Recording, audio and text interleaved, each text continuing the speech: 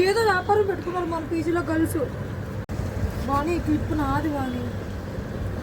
ఇలాంటి క్లిప్ నిజంగా మన పీజీలో ఎవరిది లేదు. బట్టలు ఆరేయడానికి వేస్తాం చూడు ఆ క్లిప్. ఇది నేను నిజంగా ఇంట్లో నుంచి తెచ్చుకున్నాను. యూనిక్గా ఉన్నాయి నాకు గుర్తుపట్టొచ్చు అని.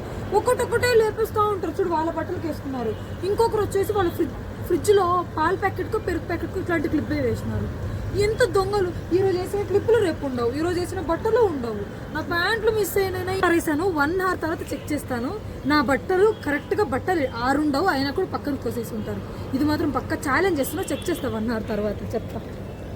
నేను ఛాలెంజ్ చేశాను కదా నా బట్టలు పక్క తోసేస్తారని చెప్పి. 1 hour కాదు, ఇంకా టైం ఎక్కువ అయిపోయింది. చూడండి నా బట్టలు మొత్తం తోసేసారు. ఇవి తడిగానే ఉంటాయి, ఎండిపోయిన తర్వాత పక్కన తోస్తే పర్లేదు, కానీ తడిగానే ఉంటే అలాగే తోసేస్తారు. అక్కడ మూలకు మొత్తం తోసేసినారు బట్టలన్నీ. ఏంలే రెస్పెక్ట్ఫుల్గా నేను కూడా తోసేస్తావా అని మొత్తం తోసేస్తాను అన్ని.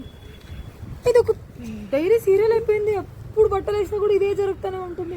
ఆరిపోయిన పక్కన తోసేస్తే ప్రాబ్లం లేదు, పచ్చిగానే ఉంటాయి, అలాగే తోసేసి పడేస్తారు. క్లిప్పులు ఉండవు, బట్టలు తప్పిపోతాయి. డైరీ సీరియల్ అయిపోయింది పీజీలో ఉంటే. చిరాకు పుడుతుందబ్బా. ఇప్పుడు మళ్ళీ ఆరేయాలి అన్నీ. అంత టైం కూడా లేదు ఇప్పుడు.